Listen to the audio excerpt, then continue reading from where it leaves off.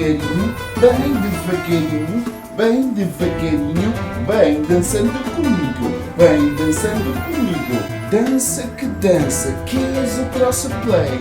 Dança que dança, mete aqui o dinheirinho, mete o dinheirinho, bem devagarinho, dança que dança, dança que dança, dança que dança, bem devagarinho, na PlayStation é que nós sabemos como se joga. Joga com o dinheirinho, joga com o dinheirinho, joga com o dinheirinho.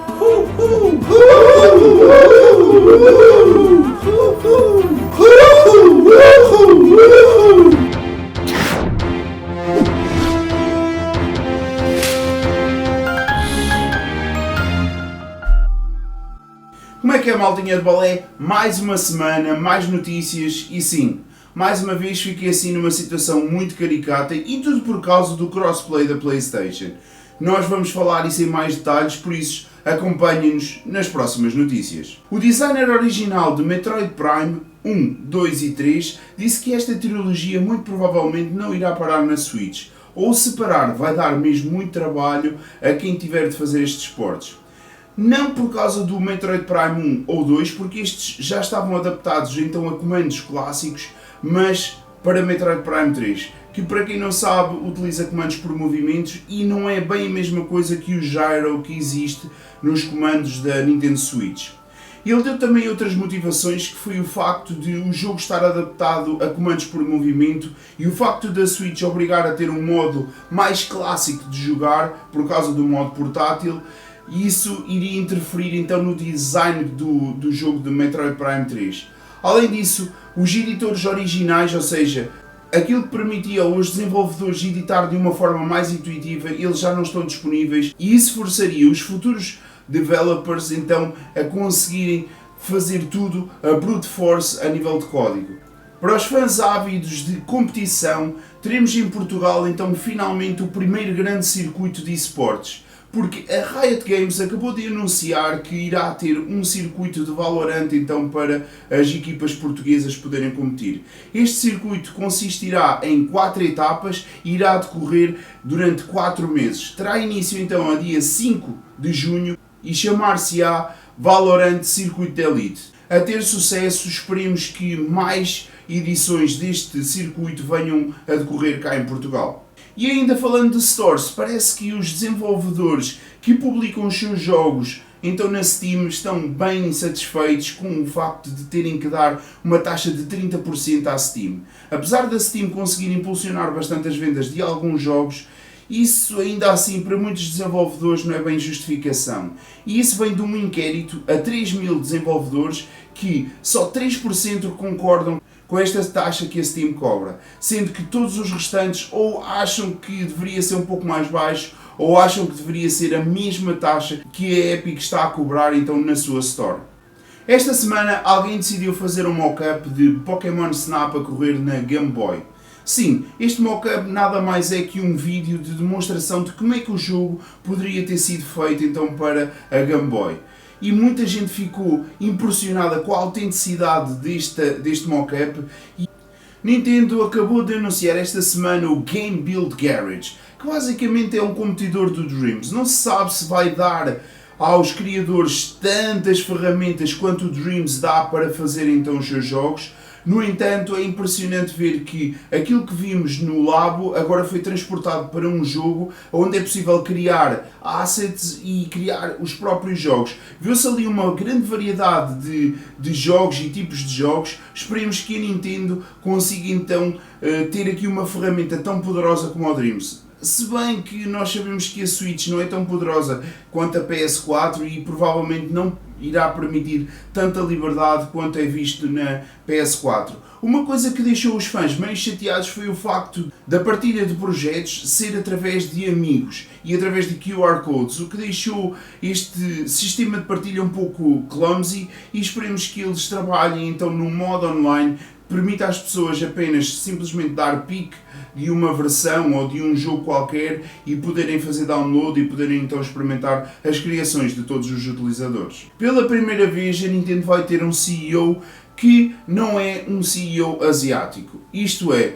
o CEO da Illumination vai fazer parte da mesa de CEOs da Nintendo, mas CEOs externos, ou seja, isto será muito provavelmente com visão a eles conseguirem expandir cada vez mais então o universo de animações das propriedades da Nintendo. Esta semana foi descoberto que a Activision vai obrigar então a Toys for Bob a ajudar então o desenvolvimento de Warzone, de Call of Duty Warzone.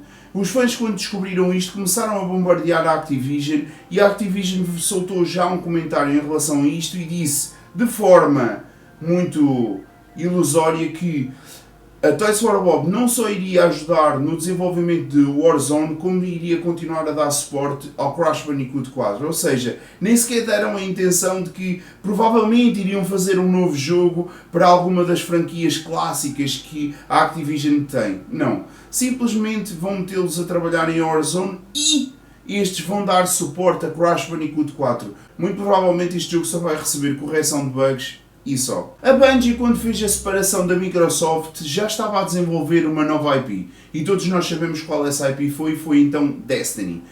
E quando se soube, por parte da Microsoft e da Sony, qual seria o jogo que eles estariam a desenvolver, tanto a Sony como a Microsoft queriam então que este jogo fosse exclusivo das suas plataformas. O que impediu disso acontecer, até porque a Bungie estava extremamente interessada no negócio, foi basicamente o facto de qualquer uma das companhias queria a exclusividade, não só a exclusividade, mas queria que essa IP nova lhes pertencesse. E foi então que a Activision entrou em cena e lhes fez mais ou menos a mesma proposta que as outras duas empresas, mas a IP continuaria a pertencer à Bungie. Pois é, como não há duas sem três, parece que a Activision tem direito a mais uma notícia esta semana. E a notícia desta semana é que a Blizzard, a sua subsidiária, basicamente perdeu 29% da sua player base nos últimos 3 anos. Estamos a falar de 11 milhões de jogadores. Isto muito por causa então da gestão que a Activision está a impor então à Blizzard, que estes, em vez de estarem a desenvolver da sua forma clássica, estão a desenvolver para meter o máximo de jogos cá para fora possível.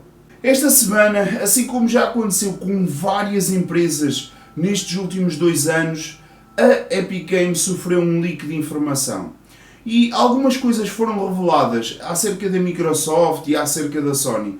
3 das coisas mais importantes, 2 delas foram da Microsoft, em que a Microsoft em e-mails diz que está muito interessada em trazer o xCloud para as plataformas adversárias, ou seja, a Switch e a PlayStation. Outra das coisas que foi revelado foi o facto de a Microsoft nunca ter feito lucro com as suas plataformas, ou seja, o seu hardware. Foi sempre através de software que eles conseguiram então acumular lucro. Pelo lado da Sony, parece que muito provavelmente eles estão a cobrar pela feature do crossplay. Isto por causa dos documentos que foram leakados por parte da Epic.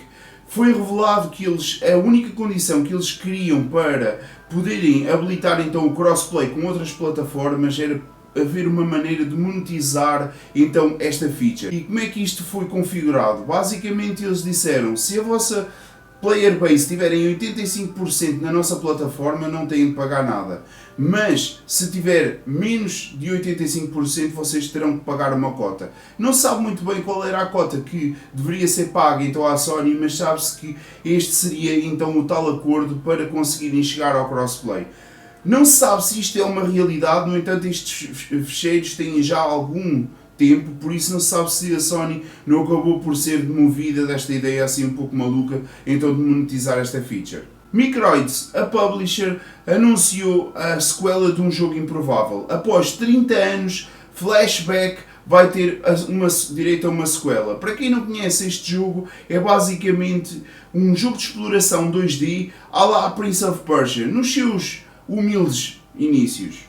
Bem, maltinha de balé, acabamos assim então mais uma semana de notícias. Espero que vocês tenham gostado e que para a semana venham para aqui estar connosco para mais umas brincadeiras, mais umas notícias, mais umas informações. Bem pessoal, então até para a semana.